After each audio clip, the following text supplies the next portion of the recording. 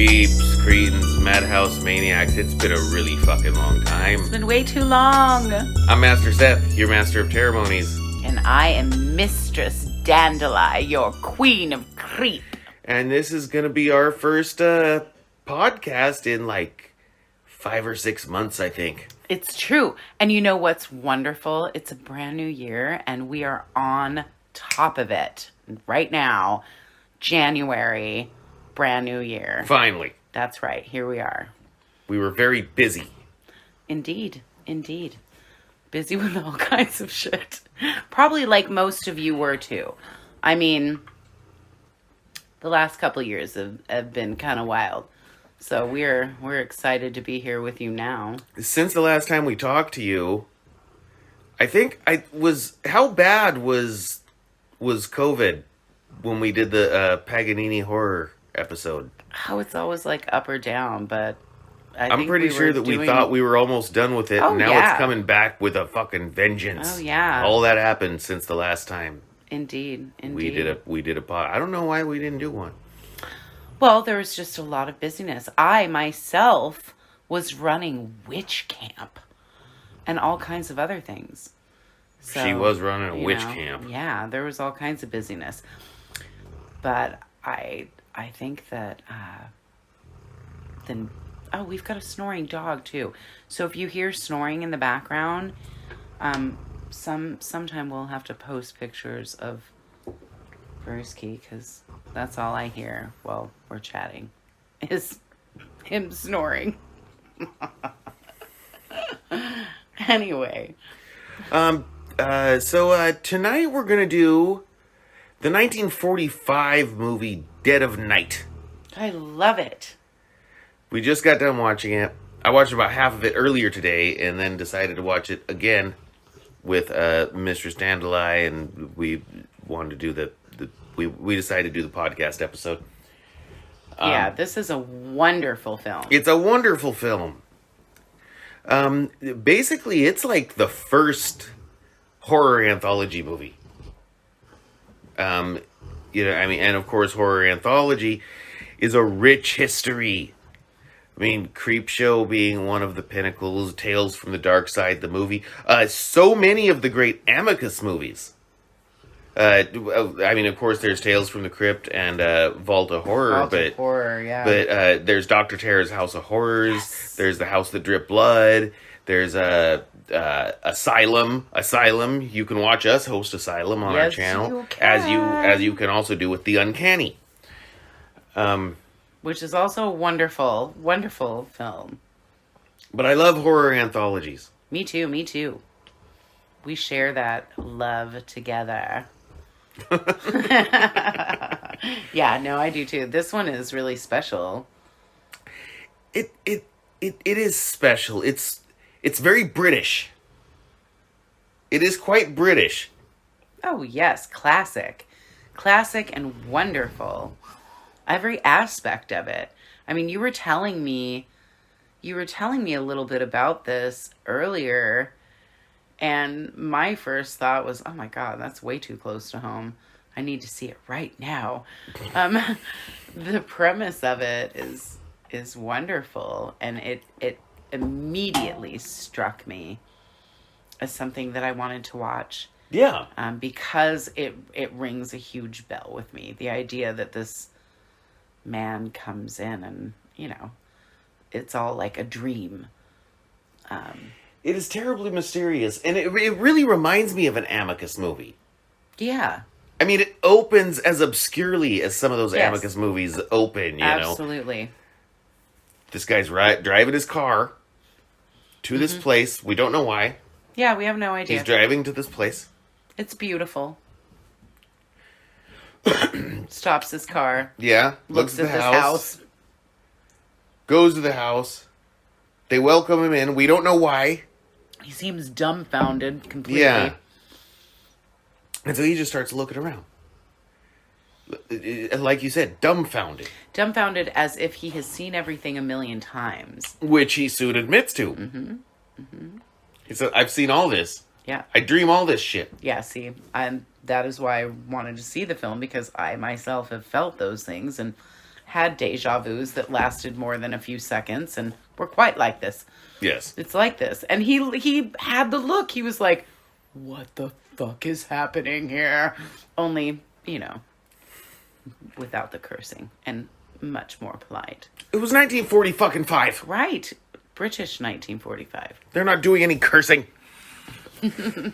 Good God Almighty! I think they might have said a damn in this though. There may have been. I don't remember. It was either a damn or a hell, but I heard one of them. There may have been. I heard one of them. It's wonderful. I don't know. Those British bastards were allowed to get away with back in those days, but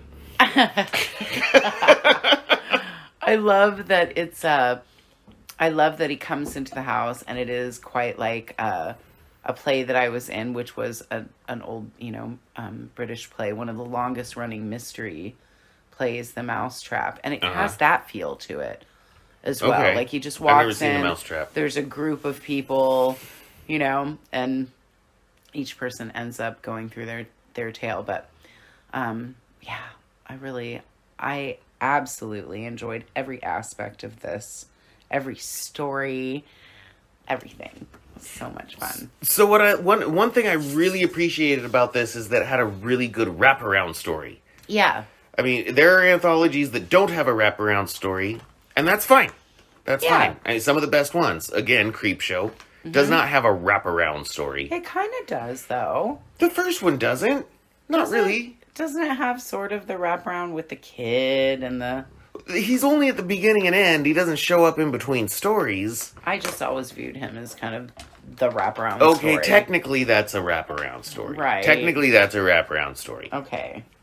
He just But doesn't show up in the middle. If you look at something like, have you seen Tales from the Dark Side, the movie? Yes. Debbie Harry plays the woman, the witch, who kidnaps the kid, and she's going to cook him. Yeah. And he's stalling her by telling her stories. By telling her That's stories. a good wraparound I story. love that. Creepshow 2 has a love good that. wraparound story. The Uncanny has a really wonderful wraparound The story. Uncanny... Again, those Amicus movies. Yeah, Amicus. And you can also watch Us, right? We said that earlier. That one's one of my favorite of our episodes. I love it. Right, Asylum or Uncanny. Yeah, both of them. So good. Asylum has a great wraparound story. Yes. Yeah, absolutely. Absolutely. The great wraparound. But I think we're going to get into the movie because I started getting into it already. It's my fault. I'm itching to get into all the stories. It's not your fault. I'm so excited about it. So I'm going to say right now, we've only done 3 of these podcasts, and it's been months and months since we did one. So we're coming in fresh. Yeah. We're coming in dry. And we're doing Dead of Night from 1945. Okay, so Dead of Night. the guy goes into the house. We already did that. Right, we did the whole, he's driving up. It's all beautiful. He sees the gorgeous countryside house, Oh, what I was trying to say earlier was, it's spoiler as fuck, okay? Oh, yeah, absolutely. We're expected to do this, but it is spoiler as fuck. You're going to get all the spoilers. All the spoilers. You should only probably be... If you haven't seen the movie, we suggest highly you watch it. Yeah, just stop this right now. Go watch the movie, and then come back. Then come back, because we're going to spoil it. Yeah, we're going to definitely spoil all of it for you. Yes. So right. Shit. He walks in the house, and he's dumbfounded. He has the look of, holy shit, this is a dream. This is all something I've seen. He won't shake anyone's hand. No. Everyone is very polite and nice.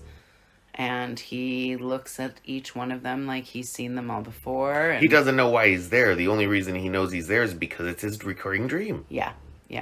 And he starts mentioning that a little bit later. But that first, as he walks in, he's just kind of befuddled and amazed. And I understand that I did have a moment like that once where it was just like the longest deja vu ever, where you just know it. And he's got that look of like, so-and-so's going to say this. I've never been here. to this house, but I know everything Yeah. about it. I know what people are going to say and how they're going to react. And that, I love how that's done.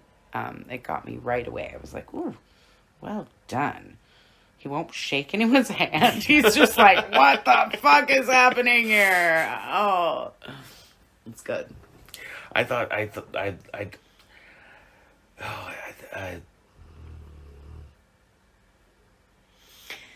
Yeah, it feels like, it feels very, I know you didn't see the Mousetrap, but it feels very like English mystery, a bunch of people in the house kind of feel. Yeah. You don't know anyone. No, it's you're very just- classic. Yeah. It feels very haunted. Yes. Even though, I mean, it's not, though. This movie writes so many rules for so many fucking... And again, this movie is like the ultimate amicus flick. It works. If it's uneven at times, which we will get to. I love the movie, Oh, but yeah. I gotta tell you, There are a Dandelight, few it's parts. uneven at times. Well, this is, I mean, you're talking about a film that's kind of at the beginning of all of the, anthologies. And so, yes, Right. there are some weird pacing moments in the middle that we'll get to, and I know what you're talking about. But it's one of the first, Yes. it seems. So, And it is a wonderful film. oh yeah, absolutely. It's one of my favorites. Absolutely one of my favorites, and it's brand new to me. Absolutely. Yeah, it was brand new to me, too. I'd heard about it for a long time. I've not. There was a bitchin' documentary about horror anthologies that I found on Tubi. I cannot for the life of me remember what it was called. I'm sorry. Tubi. But I'll figure it out and figure out how to get it to y'all at some point. Tubi's got so much cool shit on it. But yeah, it was a whole documentary about horror anthologies, and they talked about this one at length, and today was the first day I had seen it. So good. I found it, strangely enough, just randomly going through the Fossum app. There's numerous Fossum app. There's the regular Fossum app, Fossum Horror, Fossum Drama. That's where I found it. On Fossum Drama? I believe so. Oh, cool. It was either Fossum Drama or just the regular Fossum. Anyway, there's a bunch of them. But they're all free. They got commercials and shit. But that's where I saw this. So you can see it on the Fossum app. Other than that, I'm not certain where you can see it. But you gotta let people know where they can see things. Oh, yeah. Absolutely. You got to check this out. I absolutely highly recommend it. And I will say that again and again through this whole podcast because I'm kind of super in love with it. And yeah, there's so much more. Oh my gosh. We're just getting started, dears. It changes moods a number of times. Yeah, it does. It does. Classic all the way through. Classic all the way through, but there are certain points where it takes a definitively darker turn. Oh, Because yeah. I got halfway through earlier today, and I told Mistress Dandelight, I said, let's watch Dead of Night. It's soft. And by the end of it, it wasn't really soft anymore. No. It definitely takes a very dark turn. He introduces him. I mean, he comes in and everyone is so very pleasant. Yeah. And they all introduce themselves, and it's a beautiful crowd of folks. I was mildly intoxicated while watching the film, but was there ever a reason given for all of those people to be in that place at that time? I don't really believe so. I think they were just having a celebration. I know that one of the girls is a neighbor. Yeah. That's kind of all I got. Like the teenage girl. Right. The star of the second story. Right. Which, I love the second story. I love all of them. But yeah. The second story is as classic as it gets. Oh the my second gosh. story was as classic as it gets. Well, the first one too. Holy shit! When we went into the first story, Seth is like, "Oh, you're going to recognize this," and he says this. And I want to say again, we're spoilering as fuck. We are. Continue. We are. Before we get into that first story, he's like, "You're gonna recognize this," and why? Because it's very similar to one of my most favorite Twilight Zone episodes. And so yeah, but yet it's told in a completely different way. Mm-hmm. And yet it has that same classic room for one more kind of feel to it. You know, the guy's a race car driver. Yeah. And He gets in that wreck. So we jumped ahead. He's a race car driver and he gets in that wreck. Did we jump ahead? I'm sorry. Yeah, we jumped. No, it's all right. I will do this. Y'all have to I'm so sorry. I'm really bad at jumping all over the place. I'm like a little jumping bean. So I'm sorry. Oh, they don't give a shit. Well, I'm just letting you know. He has to wrangle me in sometimes and be like, no, baby. The guy was a race car driver. Yeah. He wrecked the car. Yes, he did. He wrecked the car, ended up in the hospital. Yes. Had this attractive nurse. Mm-hmm. He flirted with her and shit because it's 1945. Right. So at that time, as soon as, he was on the make. Yep. Right? Exactly. Yeah. Mm-hmm. Exactly. Right. And so he's flirting with her. And she's like, it's past your bedtime. It's past your bedtime. And she looks out the window. She's like, it's a beautiful night. She leaves the windows open. Yes. Right? Yes. And she leaves. And he The starts clock reading stops. a book. Right. What? Somewhere the clock stops. She looks at the clock. And it's 9:45. And then she leaves. And he starts reading his book. And then he hears something, and he goes to the window, and it's full daylight outside. Yeah, the clock stopped at 4:15. Mm-hmm. That first time. All of a sudden, it's 4:15. Yeah. And it's Yeah, that's daylight. Yeah. He goes to the window, and there's one of those old-timey wagon-drawn hearses. Like the most beautiful bitchin' wagon, not wagon, straight up, old-fashioned horse-drawn, gorgeous, beautiful, if you like that kind of stuff like we do. Yes, beautiful.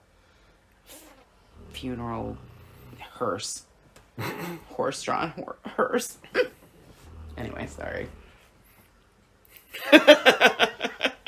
It thrills me. I love it.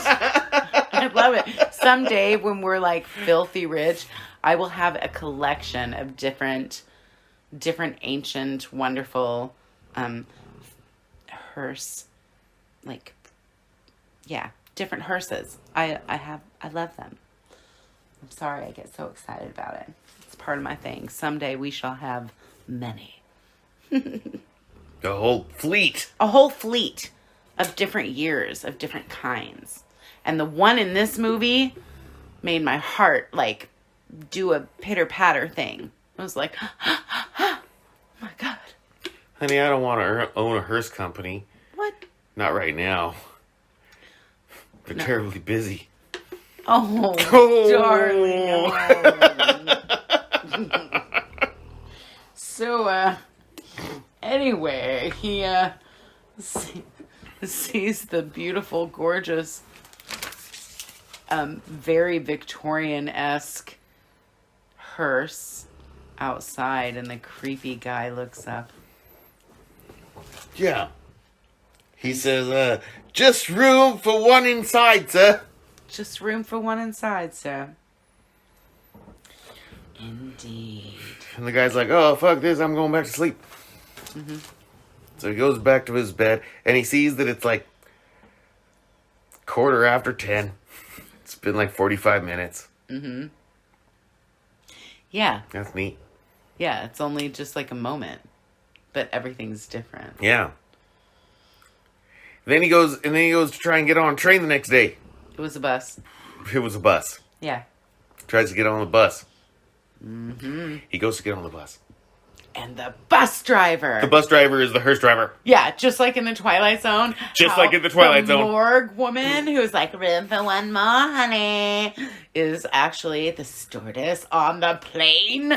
Just like in the Twilight Zone. That's right. And she's like, room for one more, honey. And he's like, oh, fuck this. Yeah. And he doesn't get on the fucking train. No, He doesn't get on the bus.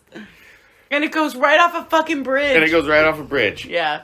Final Destination. My God. Did you guys see Final Destination? I saw Final Destination. I did. I saw it in the fucking theater. They owe a lot to this movie. That motherfucker didn't get on that fucking plane because... They owe a lot to this movie, I'm telling you. Went right off the damn... Yes. No, in Final Destination with the plane. Oh, yeah. In Final Destination, he didn't get on the plane. That's right. Much like in the Twilight Zone. Yes, much like in the Twilight Zone. This movie was made in 1945. Yes. Everybody ripped it off. So many. So much. There's so much goodness in this film. I love it. But then the guy's story ends. Yeah. It's like, I didn't get on the bus. Yeah. And it went over the cliff. And the reason they're telling their stories is because the first guy is like, this is all some weird fucking dream.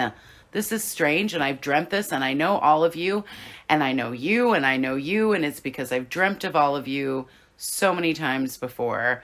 And they're like, whoa, that's so weird, but we've had weird things happen to us. And so then they start telling him their weird-ass shit that happens to them, you know? And everybody has some strange-ass story. It's a lovely setup for an anthology film. is. I love anthology films. Me too.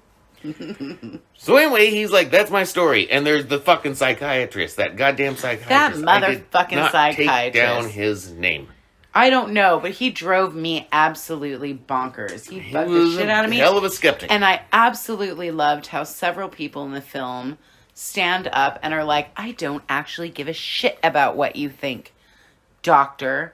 Yeah. I liked that a lot. And later on in the film, he tells the darkest story of them all. He does. He tells one of the gnarliest stories of them all. Ooh, yeah. Second story is about the teen. There's a young teen neighbor. Yeah, she's hanging out. There. Yeah, she's hanging out. She has to go home, but they're like, no, tell it. You know, they like urge her to stick around, and I think the doctor gets all creepy at that moment. Oh wait. Oh yeah. Wait, hold on. Yeah. Remember, we have that one instance because in the beginning, I just looked at my notes and saw a reminder. It's good to remind ourselves. In the beginning, the fucking the guy said, no, there's 6 of you. Yeah. But one of you hasn't showed up yet. No, there's 5 of you. Yeah, there's 6 of you, but one of you hasn't shown up. And the doctor doesn't believe anything he's saying. He's like, yeah, whatever. You think this is this. And he's like, and he no. says she's brunette and has no money. She's penniless. She has no money. She shows up. It's very strange. And he describes the whole thing. And then right before the second story starts, a woman shows up at the door. That's right. Brown haired. She's like, I'm penniless. That's right. She had spent all of her money getting there, and she's someone's wife. But yeah, she shows up, and everyone's like, oh, doctor, see, that's proof. Yeah. And the doctor's like, yeah, He's like, whatever. I believe this is some sort of conspiracy. Yeah, it's some sort of practical joke you played on me. Right. Suddenly he's like, you're all fucking with me. I like when that guy said, it's a strange practical joke. It's not funny. Yeah.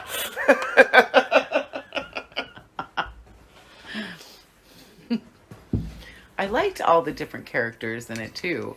They were good characters. I thought that they were a classic and yet very endearing.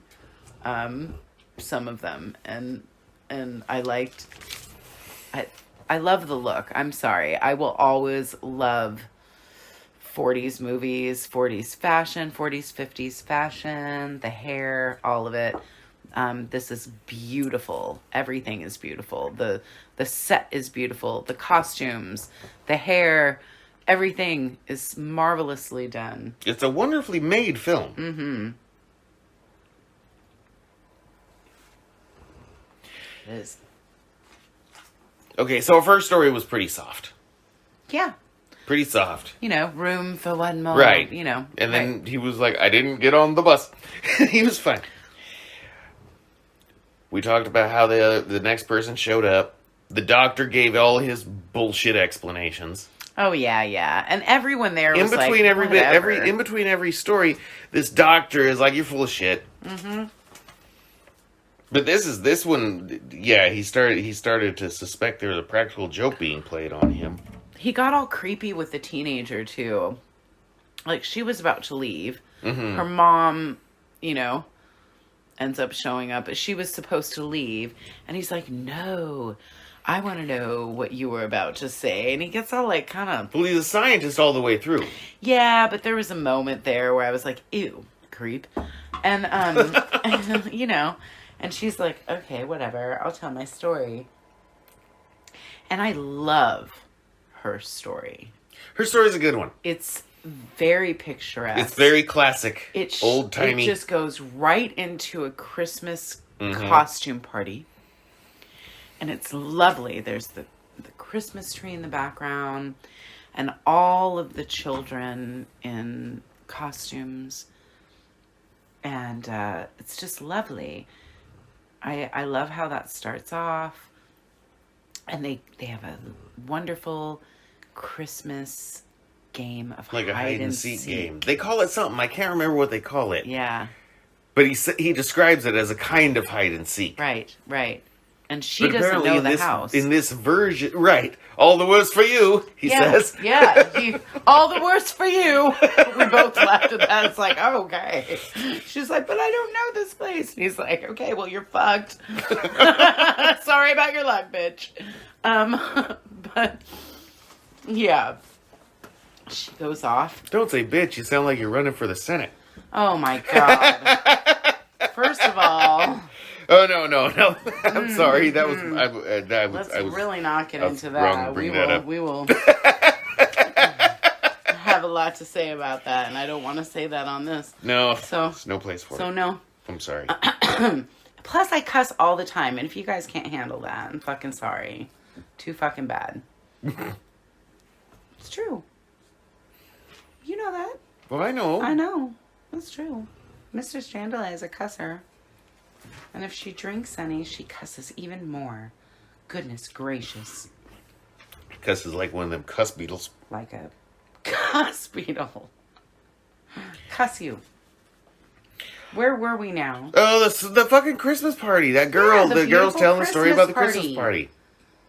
Hanging out with that guy in his fucking hideous costume. I don't know what was up with that costume. What? The, like, Peter Pan bum costume? Yeah. I liked it. Did you? Yeah, they were cute kids. They were all cute kids. I loved all the... I mean, I'm sure if we paid attention, there would be some, like, really inappropriate costumes because, well, 1945, Was 1945 a particularly naughty time? No, just, like, white people in 1945 in their costumes. I mean, I think we can all come to agreement that there ain't too many things worse than white people in 1945. I get. Oh shit! Now you run a risk because some white people in 1945 were soldiers. They're okay. We're just gonna get through this. All I know is that British people in 1945 at a goddamn Christmas costume party. If we look too hard, I'm sure there's going to be some cultural appropriation bullshit going on right there. There has to be, but they're children, and it was an innocent time for children, I guess. I don't know. All I know is that white people. 1945. That's about all I have to say about it. Anyway, it's a beautiful shot of Christmas costume party, which was a thing then. We don't do that here now. I was watching the movie earlier today. I almost turned it off. I almost said, "Oh, this is a Christmas movie." Oh, I need to wait until Christmas. I know, we do that. We are very funny about. But I decided no. Christmas movies. I said no. I'm going to watch the movie because it's an anthology. That was only one story. We could get away with watching something that. But that has stopped me from watching Tales from the Crypt so many times. I know, because Tales from the Crypt has that very classic... The first story is a very much Christmas story, and we so do I just that think every that Christmas. I can't watch that outside of Christmas. No, every Christmas. Every Christmas. Absolutely. We didn't do it this time. Yeah, we did. We did it for a few minutes. Yeah. What happened? You know what happened? I don't. We got to the Mr. Grimsby tale. And I couldn't do it. And you said I can't do it. No, it's so sad. You said I can't watch this tonight. There was just so much sadness in the world. If you've never seen Tales from the Crypt, the Amicus Horror Anthology, based on the comics, you need to see that. Oh my God. There's a story right in the middle with Peter Cushing. And it is lovely and beautiful and heartbreaking. It is heart-wrenching to the 10th degree. And no, this year I could not cope with it. I mean, no. I can only deal with some... We all have had so much sadness, it's hard to watch something that intense. But this beautiful story in this particular film was all about a haunted house. She ends up going and hiding. Yeah, she goes and hides. And in a linen closet. Yeah. Finds a secret passageway. She does. She finds a secret room. Finds a room. There's a crying boy in it. He's a sweet little boy is in there. He's very nice. And doesn't want her to leave. No, he explains that his sister is mean. Has said that she wants to kill him. And that she's mean and that she doesn't love him. And he begs her to not leave him. It's very sweet. And so she stays with him for a while. She tucks him into bed. She gets him all tucked in, kisses him goodnight, all that shit. Yeah, she sings to Sings him. like Snow White at him. She does. She Snow White sings. It was to terribly him. dubbed. It was that singing, but and she tucks him into bed and kisses him goodnight. And then she runs into everybody else. They all find her and she's like, oh, I met this lovely little boy. And him and his sister sharing a room. Yep. They say it was Francis. She says, it was Francis Kent. Yes, that's right. Francis and they're like, Kent. that's the boy. That was the boy who was killed by his sister. Murdered. Who I hope we mentioned by earlier. His sister. Yeah, murdered by his sister. And... that must Ghosts! Super, super scary Christmas costume party ghosts. And which is very, apropos for Christmas time. Ghost stories. That's definitely a thing for the Christmas time. Are the ghost stories. So that one was a good one. I enjoyed it. I thought it was good. I loved it. So now we take a very special break in the film. Oh. Yeah. Because we're in between stories again. Oh yeah. We're gonna get Mr. Krieg or Klein or whatever the fuck his name was. He's gonna be like, oh yes, this is exactly how it worked in my dream. We're gonna get the doctor giving one of his horse shit fucking diagnoses, excuses. Mm-hmm. But the most fun thing about this break is that Sally's mother shows up. Oh yes, she does. She does. Sally's mother shows up. Which is the teen. And I wish I had... Yeah, she's the teen who told the last story. She was the one who got lost in the house. She needed to go home, and so her mom ends up showing up to get her. It's her uncle's birthday. Yes. And they're having to... Oh, now I have the hiccups. I hate hiccups. I don't know if we can do Sally's mother justice. No, she's fabulous. She just shows up out of... nowhere. She comes out. She ends up being okay, so you remember in The Bride of Frankenstein? I do. You remember that woman yelling about us all being murdered in our beds? Mm-hmm. Well, this is that of this. Yeah, absolutely. She shows up. She's a little comedic flair. Her daughter is like, but wait, Mom, we can't leave. He's going to hit me viciously, savagely. Yeah. And she doesn't miss a beat, and she's like, you'll have to find someone else to hit savagely. And that's that. But somehow she doesn't end up leaving.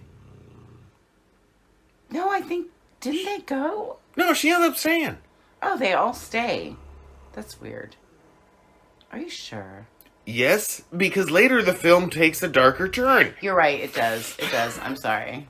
That's true. That's true. Sometimes on this podcast, I feel like Dennis Reynolds.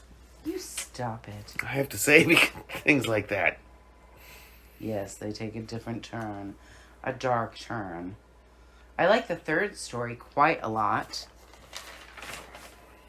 I have an absolute... Is that the mirror one? Yeah, I have an absolute love of mirrors. And a fascination with mirrors. And the mirror world.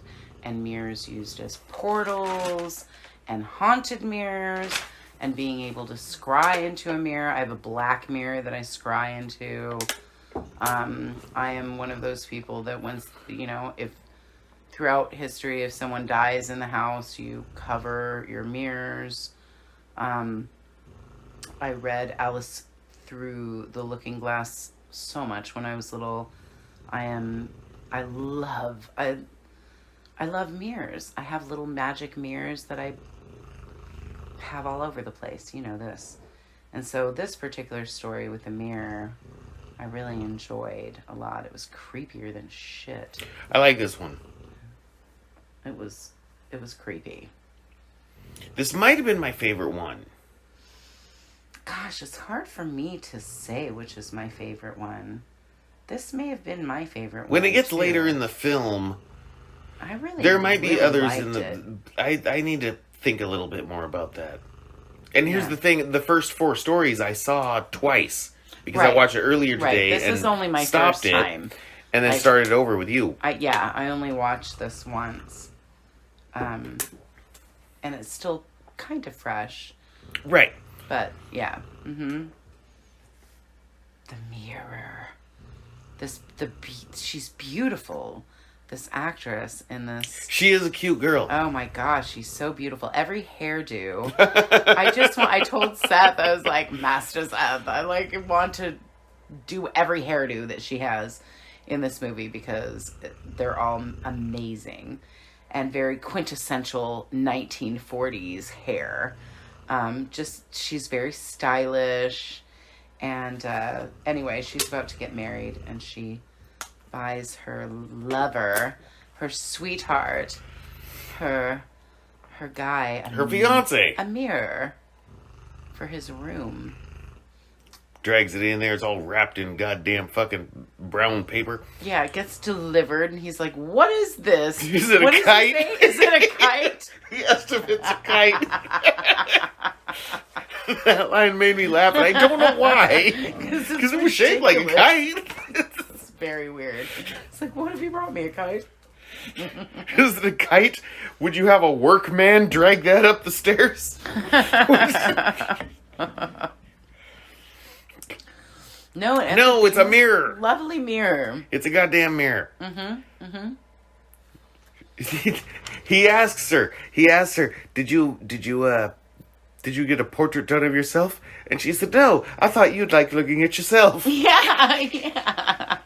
So we think, oh, maybe she got a portrait of him. No, it's just a lovely, lovely mirror to go behind his dresser, his bureau drawers. Mm-hmm. But things start to get spooky. Things start to change when he looks into the mirror. He sees a different room when he looks in the mirror. He does. He sees a completely different reflection. A 4-poster bed and a log fire. Yes. Every single time he looks in the mirror. And sometimes he can close his eyes and then he sees his own room again. His dumb room. Which is not as cool as the room. The reflections. Except, I must say, as far as his modern day room that he's in, the closet in his modern day room is so kick-ass. It's very cool. Did you notice that there were like closet doors and then there were drawers above the closet? Yeah. That you would not be able to get to. Yeah. Unless you busted holes in the ceiling. Because they were right at the top. I know. But I was pretty sure those were drawer handles, and I was like, why is that? Why? Why would you do that? Why? Yeah, no, very, that it was before mid-century modern, that very modern day 40s bedroom. That closet is badass. It's like, it is. You have to check it out. It's so good. But yeah, the reflection, the room in the reflection is so much cooler. The 4-poster bed with like the hand carved grapes. I'm surprised there's not a fucking bearskin rug in there. I know. It was so classic and beautiful and gorgeous. I would have wanted to live in that room rather than his weird, sparse, modern 1940s room. It's spooky though. He starts freaking out. He's like losing his mind. He can't fucking Well, yeah, sleep. he's seeing the other He room in doesn't there. ever think of covering the goddamn mirror. Not once. No. No. Not once does he think of like putting a blanket over it. It was paid for. That'd be a waste Or of money. taking it down and being like, this is a creepy fucking thing. I don't want it. Get it out of here. No, he doesn't. He just loses sleep and His mind. and his mind as he stares into the mirror. Because, of course, we find out Yeah. that the woman who bought the mirror for him, His fiance. his fiance, Yes. she goes and visits the man who sold it to her. The antique dealer. Yes. And he's like, oh, it came from the same room as this bed. Yeah. Where she's this like, man "Look at this murdered bed." his wife. Yeah, he tells this whole... He did it. He makes it a story. point to tell her that he did it right in front of the mirror. Yeah, he stared into the mirror and killed his wife. And he talks about how before he killed his wife, he started like freaking out and accusing her Yes. of cheating on him. You know, and as soon as she comes back from the antique Yeah, she dealers, comes home. he's lost his goddamn mind. Oh, yeah. He starts accusing her of cheating right away. Oh, yeah. Whew. It's wild. Just goes right into it. With the guy they had mentioned earlier in the thing that they used to joke about. Yeah. Yeah. No. Suddenly he's like, he knows that she's been fucking him. And Yeah. he's stuck in this room that he's not even stuck in. He's perfectly capable of walking. Yeah. The guy that actually haunts the mirror was not capable of walking out of the room. And he haunts him so bad. The guy's like, I'm stuck in here looking at this 4-poster bed forever. You know, when he's really not stuck in there at all. It was creepy. It was, honestly. I loved it. It was very eerie. Spooky. Creepy. Really.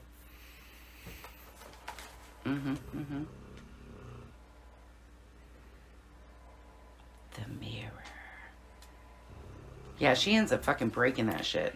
Yeah, no, what I really liked was when he started strangling her Yeah. and she could see the room. Yeah. She could see the She room could see the room. in the mirror. Yep. And that's when she broke it. That's when ended she up- broke it. Yep. She got that club out of nowhere. It was somewhere on She the, just had a on club. the bureau. It wasn't a club. It was like a lamp or something. She just like took something off the bureau and busted the mirror and He broke was the like, spell. he was like, what's up? Why Oh, are you what breaking happened? the mirror? Totally breaks the spell. He's like, where am I? What happened to the mirror? Why are you breaking the mirror? What has happened now? It's rotten. We can mend it. No, we can't. It's rotten. Yeah, she just starts ripping it down. She's like, no, we're not going to mend it. Not going to happen. That was a good one. That was a good one. That I was a enjoyed good it. one. Next came my least favorite Oh, yeah. of the stories. The This one wasn't comedic- even told by somebody who lived it. No, it was just told by someone who was like, my friends went through Yeah. this weird thing. My friends went through this. So this was the Abbott and Costello segment. I thought it was funny. It I was liked funny it. enough. It felt out of place. I It felt understand, terribly out of place but in I this still film. liked it. I still liked it. It was definitely 40s comedy. Yes. And silly and goofy, and out of place, but I still enjoyed it. the golf story. The golfer's story. About two best friends, world-class golfers that have won a bunch of awards. Then the girl showed up. The beautiful girl. Mindless. Yeah. The girl is mindless. Oh, yeah. She doesn't even have any, like... She's only a character at the very have, beginning and the very end. Not even a character. It's like, oh, beautiful girl, no mind. Like, she has no personality. It was the weirdest thing to see her sitting there with them. Like, they're all three depressed and don't know what to do. And then they realize, oh, we'll just have a game and whoever wins her. And she's like, oh my God, why didn't we think of that? Like, what the fuck? You're just going to be like, oh, gee, why didn't I think of you guys winning me in a game? Silly me.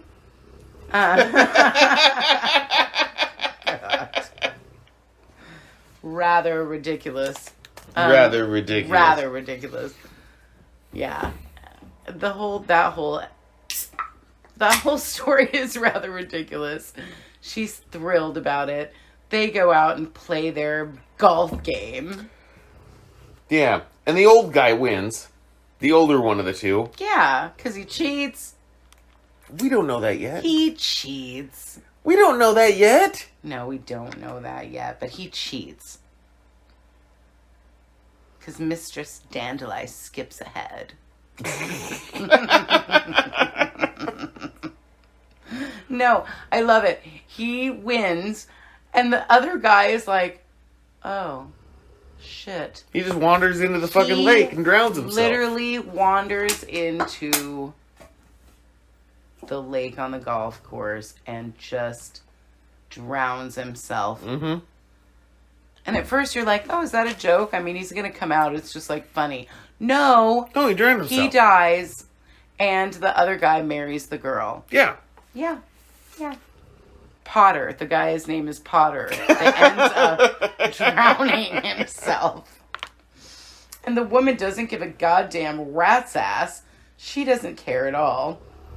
The other guy's like, whatever. No, Potter's dead. She finally got a man.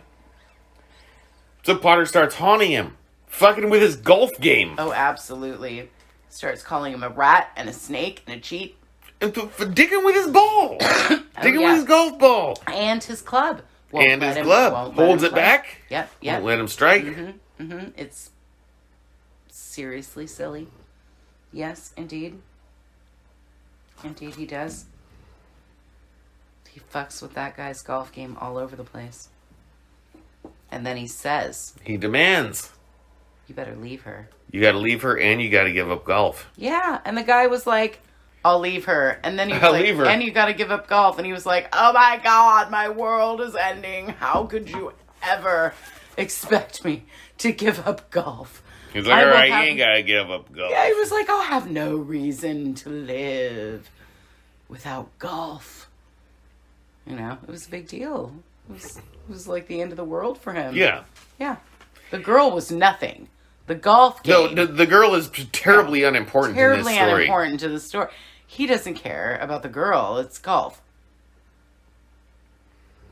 Mm-hmm. Right. Mm-hmm. And that's when we find out that he's a cheater. He's cheated so much. It's on the Angel registry. The Angels videotape that shit. I don't know if you know that, but Angels videotape you. And then they play it back to you later. According to this film. So they've got an agreement. Yes. Yes, they do. And this motherfucker can't go back. Mm-mm. He's doing all these weird gang signs and shit. You know, he's doing all these, gesticulations. Yes. You know, these are the symbols that you do to go back to the land of the dead, I guess. Yes, but and he can't do it. He can't do it. So he has to stay within 6 feet Within 6 feet of the guy. On his wedding. On his wedding night. Mm-hmm. Mm-hmm. Which, you know, ends up making for some serious ridiculousness. Yes. You know, because, I mean... The girl doesn't care. She just wants some I hate to say it, but she just wants some dick. Well, I mean, it was her honeymoon. It was her honeymoon. At that point, she was like, just Guy was twice her age. bring it. I bet it was just a common thing to not get dick on your honeymoon. I don't know. Maybe they were eating better then or something, those guys. Who knows? Who knows? But she didn't give a shit.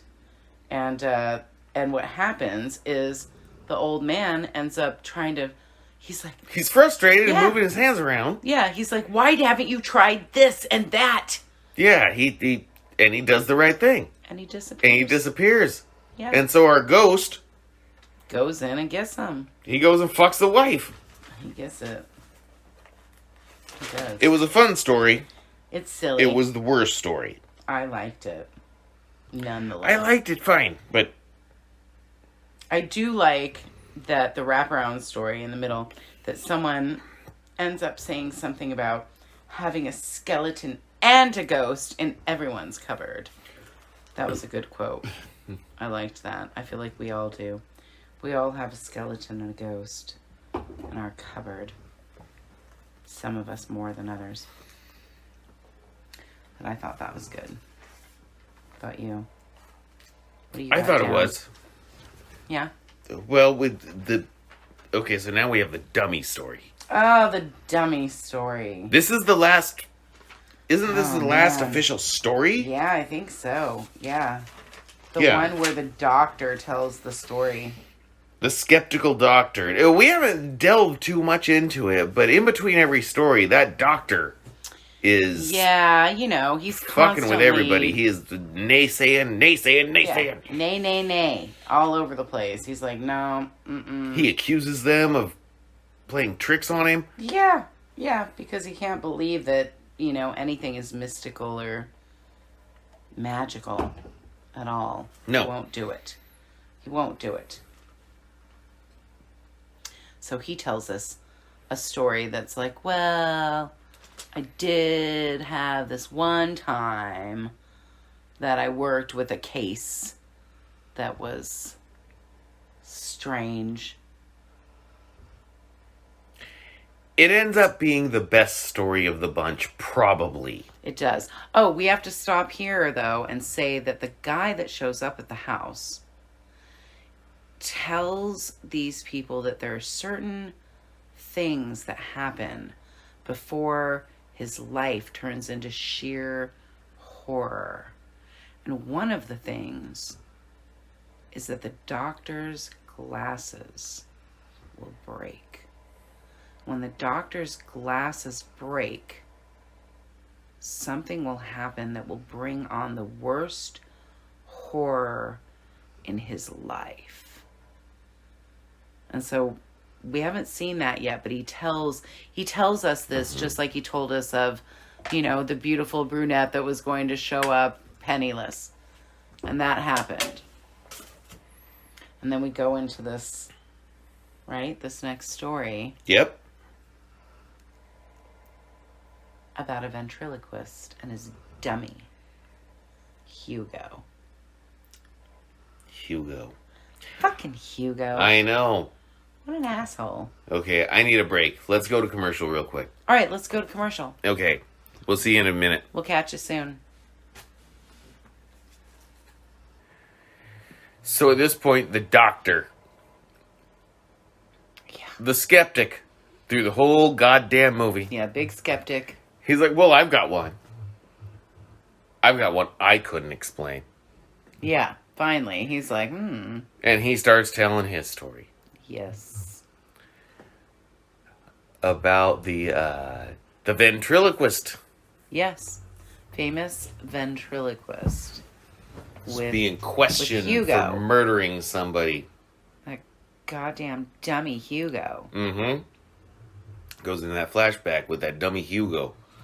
Dummy stuff is always creepy to me. Ventriloquist stuff always fascinated me. That shit is creepy. And Hugo is creepy. This is another one of those instances that I'm like, this was made in 1945. Yeah. Yep. 1945. Well, the movie is not particularly frightening. I think it's spooky, creepy. It's spooky odd, enough. and freaky and Yeah. But it does have a lot of... I don't know if some of these other people saw the movie, because it's kind of a tiny little movie, you know. But this movie at very least had some ideas first. Oh God. You know. Yeah. Absolutely. Absolutely. There's so many different tropes in this. So many different like That people didn't moments. really do again until like 15 years later. Yeah. It's true. It's very true. I like the movie. I did too. I think all of them were spooky and creepy, classical and beautiful. This last one, though, whew. And Michael Redgrave. I mean, what an amazing performance. Who did he play again? Michael Redgrave plays the ventriloquist. Oh, right. Mm-hmm. Yeah.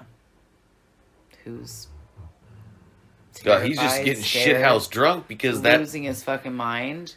that puppet's got a mind of its own. Oh, yes, it does. Yep. That goddamn dummy's Hugo is alive and well. an ass. He bites him. He's pretty awful. Yeah, the other ventriloquist comes to the show Yeah. and sits down, and it's a great I mean, you're watching the show going like, wow, this is a really good act. It's really good. And then he sits down with the other ventriloquist. And you realize the wackiness that's going on, and that this dummy is really, really his own being. Yeah. And he's got his eyes set on a different ventriloquist. He's like, all right, I'm done with you, you stupid fucking... Well, we really have to try Fucker. and figure out for ourselves, for our own person, which one of them is the conscious being. Oh, yeah. Do we have a sane conscious robot or an insane conscious human? It's a good, creepy story. It is. Mm-hmm. Well done. And that's when the movie takes a darker turn. The movie's dark after this. Oh, yeah. Because before this, the movie was fucking child-friendly. Yeah, oh, pretty much. I mean, it still is at that point. It's just creepy. Oh, that guy locked up in there? Yeah. Talking Spooky. in the voice Yeah, it's spooky. of the dummy? We're skipping. But yeah, very, Hugo. Hugo's an asshole. He's an asshole. And you feel like the ventriloquist is really his puppet. His dummy. Yes. Truly. The ventriloquist, the other famous ventriloquist comes to his room. Bald man Joe. Yeah, comes to his room. And it's like Hugo is pleading with him to be his new ventriloquist, be his new guy, you know? It's very, very weird. And the other guy's like, oh my God, what does he say to you? What did he say? What did he say? He's all fucked up. He goes to, when he meets the guy, is that at Shea Beulah? Or is that, no, that's later on in the story. That's the next place he ends up seeing him. The ventriloquist is when he's goes to Paris. Right? I think something like that. I think so. Yeah. What do you have in your notes? Because I go off on a I haven't tangent. been looking at. I go off on like this crazy wild tangent here soon with my notes.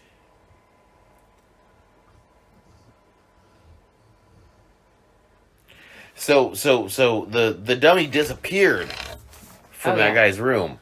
Oh yeah. And He wakes up and he's accusing the guy of stealing his... Yeah, he shoots him. Yeah, he shoots him. And then that ventriloquist gets locked up.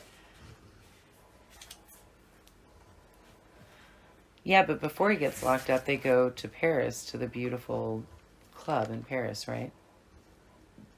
Yes. Yes, and see, that's really important to my personal deep dive that I have made is this club that they go to in Paris is Chez Beulah's, and this gorgeous, beautiful woman of color owns this place, and it's her club, and she's the boss, and she's fabulous, and I was just smitten immediately. And then we see, the story unfold, and she ends up like saving the moment because it gets all weird and wacky, and she like jumps up and starts singing, and she's got this great voice. She's an incredible singer. um I like to sing a little, and so there are people that I have admired and worshipped through my life, and she is someone that I just got introduced to from this particular film. And I was so excited about it that I just, as soon as I could, looked her up. Her name is Elizabeth Welch. And she was a very famous Broadway singer, Broadway actress in the 20s. And she's got a wonderful history. I mean, really amazing. Like, diving in and finding out about her was really cool, and I really enjoyed it. She was, as I said, like a Broadway star in the 20s, and she ended up being known for the song Stormy Weather. Cole Porter wrote her a song called Solomon. She was known for Love for Sale. And one of my favorites that I just heard tonight that I'm absolutely in love with is Harlem in My Heart. It's just gorgeous. I mean, she's from New York. She ended up moving to Paris, and she was a star of the Moulin Rouge before she moved to London. But in her early days in New York, on Broadway, she was in a play called Runnin' Wild. And Runnin' Wild is known for being the first play to stage the Charleston. And for those of you that don't know, the Charleston was definitely not what you would think. I mean, when people think of the Charleston, they think of all these like I always think of like these two white girls on the edge of a building. And I love this picture. These two young teenage, like 13-year-old white girls on the edge of a building doing the Charleston. It's like dangerous. When you really look into the history of the Charleston, it came from Charleston, South Carolina, and the islands around that, the Gully Islands, I believe, around that, or Gullah Islands. And through the slave trade there. And when freedom came, that dance was a dance full of joy and immense amount of emotion. And it traveled to New York and was taught to kids in Harlem, which is where the woman who actually was one of the first black women choreographers during her time in Broadway, her name is Alida Webb.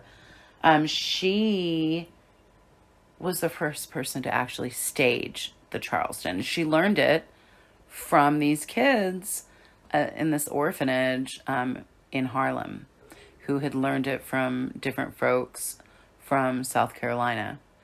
And it's an amazing history that this beautiful woman, this a powerful singer in this film that we're talking about tonight, that just me looking into her like, oh my God, who is this with this beautiful voice, ends up being someone who gave us such rich history. And as I said, she's known for very famous songs like Stormy Weather. Cole Porter wrote her song, and take a listen to Elizabeth Welch doing Harlem in My Heart, because it's beautiful, amazing. I also Poor Butterfly is another one that's just beautiful. So anyway, there's my tangent, and there's your, a little bit of history for you on this beautiful, incredible singer, powerful singer, who in 1945 is in this film as a straight up, boss in Paris and owns her own club and all of that. Come to find out, she was the star in, at the Moulin Rouge. Very cool. Love her. Love it. I am now a huge fan and will forever listen to her music. So there's my little weird bit. I was super excited to share this with you, folks. I'm glad you did. Because I'd forgotten.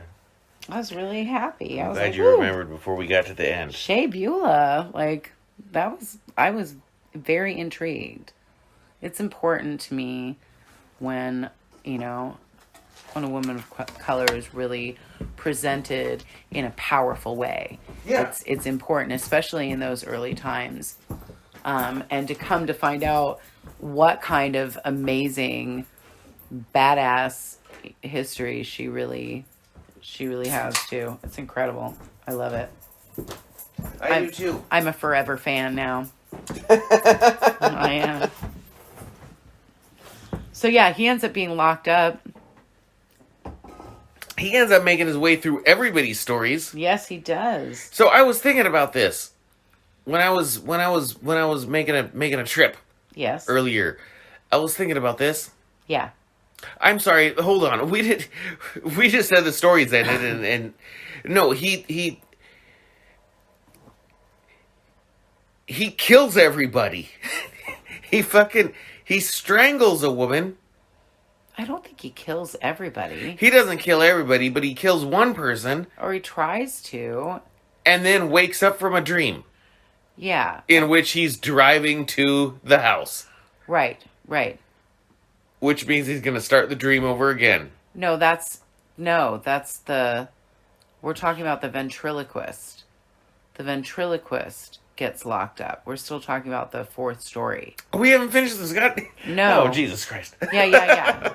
Yeah, no. We're still in the fourth story where the guy's locked up and ends up, speaking like the dummy. Like the dummy. And all of that. He's talking in the dummy's voice. And that's when we know he's never getting out. Yeah, no, that's it. Mm-hmm. And that's the doctor's story. That is the doctor's story. Exactly. Yeah. And then we come back to the house and the doctor's glasses break. And that is when it becomes a night of horror. Exactly. That's when... a nightmare of horror. That is when the mind of the first visitors, his mind breaks. Yep. As the glasses break. And he's like, oh, I wish that wouldn't have happened. I think he says something along the lines of, I wish your glasses he hits that woman. Break. He hits the teenage girl. Yes, he hits the teenage girl, like she said. He jumps into all of their stories. Memories. He gets in all the of mirror. Their stories. Yeah. He wants to hide in the mirror. It's wonderful. It was a wonderful wraparound story. Very cool. Very cool. I loved when he jumped into all of their weird visions and memories and stuff, and wanted to hide in the mirror world and all of that. It was great. And then he wakes up and his wife's like, "What's the matter?" Yes. "What's wrong?" And he's like, "Oh, I had that nightmare again." Then she gets up and answers the phone. Yes. And she's like, "All these people want to see you." Yes. It's weird. Yeah.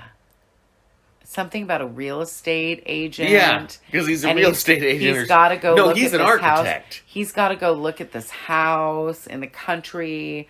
It's very important. He needs to do that. But the fact of the matter is, he always wakes up at the end of the dream, so that's all his life is, isn't it? It's just a loop. He's in a loop. He wakes up from these dreams, and then boom, the wife is like, "Here's this house." Mm-hmm. And then we see him in the car. Yes. Pulling up in front of the house. That's terribly sad. And so it begins again. the cycle, the That's time terribly loop. fucking sad. I know. It's so spooky and lovely. I love it. I loved it too. Really, and really especially great for a movie. 1945 movie. Oh my god. So fucking well done. I thought so too. I hope you guys end up checking it out because, yeah, it's special. I think it's very special. So this is the point in a podcast episode where we're supposed to rate the movie. Oh. We're supposed to give it a number of stars, or a number of this, or a number of that. I'm so But you bad know at what? rating I'm not things. actually going to do it. I'm not going to do it. He usually likes to rate things. I'm the one that's bad Well, at it. I've decided I'm not going to do it. Well, And fabulous. I'll tell you why. We're free of it. Because you know what? You heard what we had to say about the movie. You did. Different people have different opinions on different things. If this True. sounds like a movie you'd like to watch, Yes. then you should watch it. If it doesn't sound like a movie you'd like to watch, Then don't. then don't watch it. I liked it. I loved it. I really liked it, and Yeah. I recommend you watch it. But if it doesn't sound like a movie you want to watch, don't watch it. Yeah, but I'm not gonna definitely give it a check goddamn out rating. Elizabeth Welch, no matter what. Even if you don't watch the film, you got to check out that singer because she's fucking phenomenal. That's my say on that. Like, the movie is amazing and incredible, and I hope it sounds like something that you might want to watch. But if it doesn't, definitely check out Elizabeth Welch because she might be something that you would love. She's amazing. Stormy Weather, so good. Harlem in My Heart. Yeah. I really like this movie. Me too. I thought it was good. I didn't think it was great, I thought it was great. but I do appreciate it being He's like pickier. I appreciate it being the the mother of all horror anthology films, because horror anthology films are one of my favorite subgenres of horror films. I particularly love them myself. I love Creepshow. I love a bunch of that Amicus shit. Some people don't like them. I heard Joe Bob Briggs don't like them, Yeah, that's weird. I really enjoy them. but I like them. Yeah, I do too. To each their own. Oh, absolutely. Absolutely. You know, we're all different, and there's room for all of us. I hope so. Fuck yeah. There is. Well, we hope you've enjoyed our latest episode of our podcast with many more to come for you. We're just gonna try and blanket shit. We're gonna all these podcasts will be up on YouTube as well Yeah. as Spotify or wherever you watch them. We're learning our way. A bunch of our YouTube episodes are gonna be up on fucking podcast, Yeah. just audio only versions. You know, We're doing our best to doing all kinds of weird cross over, people. We're doing our best to cross over so you can catch us in many different ways. You can watch us, you can listen to us. However you like it, we'll be there.